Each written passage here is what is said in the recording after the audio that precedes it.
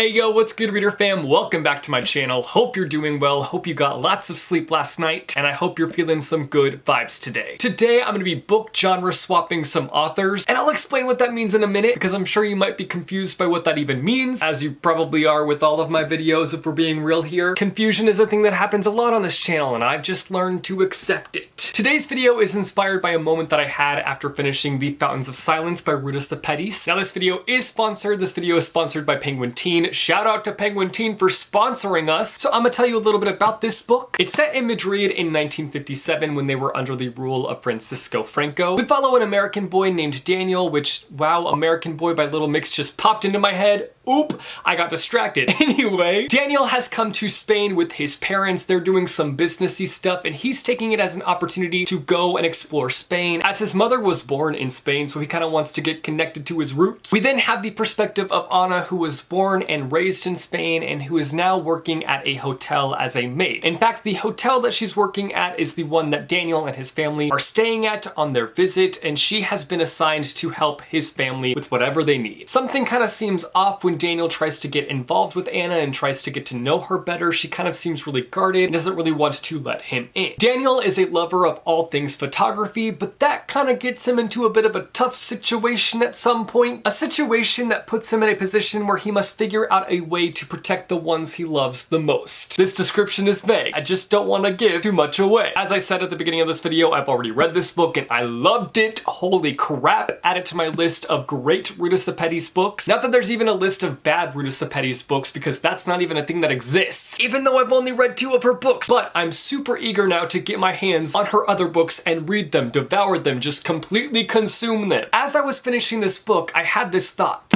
Why hasn't Ruta Sepetys written a fantasy book? Ruta's writing makes it possible just to completely step into a new world that you haven't experienced. It's obviously the world that we live in, but like, I've never been to Spain. I've never been to the time period of 1957, obviously. Or have I? Am I a time traveler? Who knows? I know. You don't know, but I know up in here if I'm a time traveler or not. Yeah, no, I've not figured out time traveling. Unless you count reading as time traveling because I time traveled through this book. Oh, yeah, no. Anyway, what I was trying to say, it feels like I'm stepping back in time reading this book. You can tell that she puts an immense amount of detail in the atmosphere in order to make it feel real. On top of that, there's also this nice mystery thread running through the book. So with all of that being said, and with all of those elements kind of shining through in the story, I think she'd be a fantastic fantasy writer. Like, I need her to write a fantasy story. I'm about to get on my knees and start begging please. So this got me thinking about other authors and genres that I'd like to see them tap into. So that's what I'm gonna be talking about today. I'm gonna be book genre swapping some authors. I'm gonna share some authors with you and some genres I'd like them to tap into and kind of predict what that might look like. Without further ado, let's get started. First up on my list, I have Leigh Bardugo, and what I need from her is a historical fiction book. I need it, I need it, I need it, I need it. The thing about Leigh's books is that they already feel real. The Grisha universe feels like a real place, and that's because her writing, her world building is flawless. Maybe not flawless, but it's pretty close to flawless. She's like, you want detail? I'll give you detail. I'll smack that on the page for your eyeballs to consume. I'm sorry for slapping you. Am I? I am. I think. Yes. I'm sorry. Maybe. As you are reading, you're completely picked up and thrown into this world. Her books are the type where you can like almost smell the world, if that makes sense. Am I crazy for thinking that way? Probably. But sometimes I get so into it that I'm like,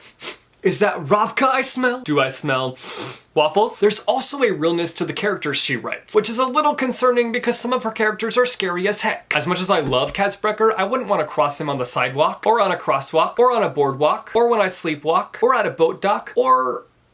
yeah, I ran out of rhymes. Which all of these things just kind of add up in my mind and make me think that she would be the perfect author to write historical fiction. I feel like you can also tell that she does a lot of research on a variety of topics when she writes her books, because her books are full of some hard-hitting topics really when it comes to fantasy. I feel like she kind of addresses a lot of really interesting things, and research is a necessity when it comes to writing historical fiction books. You gotta do some research hustling to get some quality outcome. The question is, what historical event would I want her to write about? That is the question. I may or may not have just Googled real high stories in history. Listen, Google exists for reasons like this. The Great Train Robbery of 1963 popped up, and I know, Leigh has already done a heist story, why would she do that again? Nobody likes recycled ideas. But she did a heist story and she did it well, so why not another one? Am I right? I'm right. Just tell me I'm right, okay? She could always bless us again with another heist story and I wouldn't be mad. I'll give her my coins. After I read her books and learn how to pull a heist so I can get some dollars. The Great Train Robbery was the robbery of 2.6 million from a Royal Mail train. Yeet la yeet. I could buy a lot of books with that. Leigh better get to writing so I can learn how to do this. All jokes aside, stealing is bad. Don't do it. Get a library card and you can get all the free books you want. Next up, we've got Victoria Schwab. My dark queen, Victoria Schwab, also known as V.E. Schwab, also known as my favorite author, also known as one of the authors that I talk about way too much. What do I want from Miss V? I want a contemporary. Give me some of that realistic fiction. Suck that magic out of your story and give me a real life story. No ghoul-like characters, no ghosts, no keepers, no dimension traveling characters, just a plain old character with normal worries and normal day-to-day issues. Every Victoria Schwab book has a touch of magic, a hint of magic, and I almost wonder if she'd be able to handle a story without magic in it. Like, I feel like she'd end up broken trying to write a book without magic in it. I don't doubt that she could do it. I think she could do it and it would be a banger of a book, but I can just tell that she's an author that loves writing about magic. She thrives off of that, which I'm glad she does because your boy loves reading it. But I'd be so curious to see her tackle a contemporary story. Even though I feel like I'd end up reading it and would just be anticipating magic at some point coming through and biting me in the butt the whole time I'm reading it. And you know, I think that I would find that just maybe a little bit distracting while reading the story. What kind of contemporary story would I like? That's the question. I'm thinking a coming of age story, maybe like enemies to lovers. I feel like she'd be good at writing that situation. She writes tension between characters pretty well, and that would leave the door open for some excellent tension. Maybe the bully meets the brother or the sister of the person that the bully is bullying. That was kind of a hard rabbit trail to follow. But take those two people and put them into some kind of enemies to lovers situation, I feel like that would be really complicated and a little twisted if you ask me. I've already mentally pre-ordered this book even though we'll never get it because I just made it up in my head.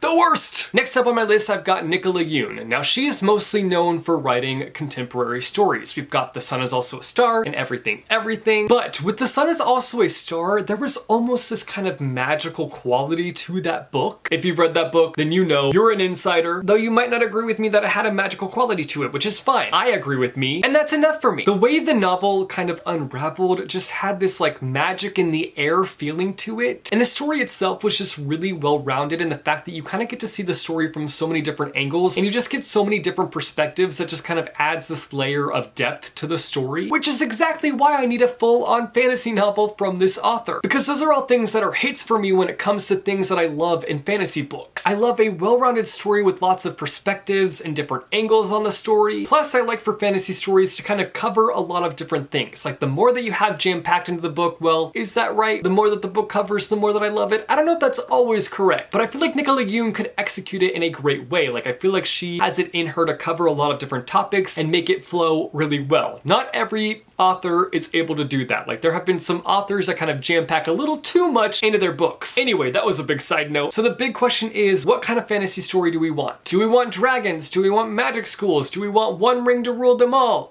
Yes, all of the above would be great. They've all been done, but do they have that Nicola Yoon flavor? No, they don't. I feel like I mostly just want to see her bring some kind of new format to the genre, which I don't really know what that would be. Like, maybe it would be like writing the book from the eyes of nature. No, that's bad. Through the eyes of a wand, that would be kind of cool. That would be interesting to see, like, a wand be passed down from generation to generation and see the different journeys of each witch and wizard that used it. But a big standout reason for me as to why I loved The Sun Is Also a Star so much is because it kind of brought something interesting. It brought in this really interesting element. That's both in how it's told through all these different perspectives, but also how it's kind of jam-packed into one day. And I'm sure that that's probably been done before. I'm sure that that's not such a new element, but it was a new experience for me reading a book where it only took place in 24 hours. What I liked about it is that it really added this kind of intense element, because you're sitting on the edge of your seat as you're reading this book to see if everything's going to be tied up or not. And I'd love to see her bring something interesting like that to a fantasy story. Knock us out with your greatness, catch us off guard, that's what I want. Give it to me, Nicola. If not a fantasy novel, then just a book in general, because it's been a while since your last release. Give me something new. I'm talking as if she's watching this, and let's be honest, she's not. Next up on my list, we have everybody's favorite uncle, and that is Riordan. it. King of integrating Greek mythology into his books. King of comedy, honestly. Like, give this man a Netflix comedy special. Actually, don't. I'm not sure that authors turned comedian is the best pivot to take. Anyway, there's a big reason as to why Rick's books have won over so many people. And in my opinion, it's because of how incredibly charming they are. They're someone for everyone to relate to, and they're chucked full of adventure, which is why I feel like he'd excel in the sci-fi genre. Unpopular opinion time, question mark? I feel like currently sci-fi is a rather underrated genre. It's not always been that way, and I feel like there's still a really big community of readers kind of under that sci-fi belt. But I feel like somebody needs to come through and make sci-fi poppin' again. And again, that's not to say that there aren't great sci-fi books out there currently. Like, there's a lot of great sci-fi books out there, but everyone is sleeping on the genre. Why haven't your alarms gone off and woken you up for sci-fi time? Hello? To be fair, I'm not fully immersed in the genre either. I've got some work to do on my part. Your boy is a lazy reader. Y'all know this already though. So what could I possibly want for Uncle Rick writing in this genre? Hear me out on this one. Rick has already given us the offspring of human and gods, and now we need the offspring of humans and aliens. Half human, half alien children wreaking havoc in space. Raise your hand if you want it. You better be raising your hands. I can't see if you're raising your hands, or can I? Oh,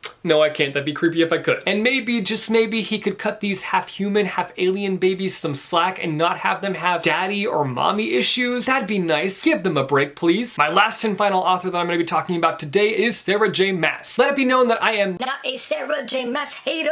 I think the genre that I would be most interested in Sarah writing outside of kind of fantasy is murder mystery. I feel like in a lot of ways she's kind of already got that mystery element running through her books, but I want a full-on murder mystery, not set in a fantasy world, but set in the real world. I also think that it'd be really interesting for her to just kind of write in the contemporary realm of things, but I feel like it honestly just turned into a romance book. Not that that would be a bad thing, not that there's anything wrong with romance, but I don't think it'd make it onto my priority reading list. I already have a hard time as it is prioritizing her books. I think she writes dark characters really well. Like, for example, I feel like even her main character in the Throne of Glass series, Selena, has kind of a bit of a dark edge to her. So maybe she could write a murder mystery through the eyes of a killer, but leave the reader out of knowing that they're reading through the eyes of the killer, and then bam, the shock twist scream at the end is caused by the big reveal. I feel like that's probably a trope that's already overdone in the murder mystery genre, but like, I need the Sarah J Maas vibe, even if that means I have to read through some romance that I'm not really digging. I'll read it. Alright guys, that's it for this video. I hope that you enjoyed it. Again, thanks to Penguin Teen for sponsoring this video. The Fountains of Silence by Rita Sepetys is in stores now, and I highly recommend checking it out because I loved it. 5 out of 5 stars, fantastic. Check it out. Let me know in the comments down below an author that you would like to see right outside of their typical genre and what genre that would be. Also, let me know down below in the comments if you agree with my author genre pairings. If you like this video, be sure to go and hit that like button. If you want to see more bookish content from me, be sure to go and hit subscribe or go and hit that bell icon and you'll be notified every time I post new videos. As always, thank you guys so much for watching. I hope your day is bright, that tomorrow is brighter. Keep reading what your heart desires, and I will see you soon with a new video. Bye.